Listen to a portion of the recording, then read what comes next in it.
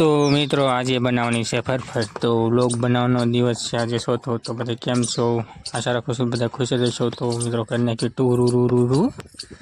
તો મિત્રો આપણે બહાર જઈએ તો ટુરુરુ કરીએ, અત્યારે બહાર જવું નથી। તો અત્યારે જો ખીચડી બની રહી છે, એમાં ચોખાનો લોટ અને સાબુદાણા બેનું મિક્સ કરીને પાણીમાં ઉકાળીને પછી આવી રીતના બનાવવાનું હોય છે ઢીલું, અને આવી રીતના હાંસામાં ભરીને આપણે ફરફર પાડવાની છે મિત્રો।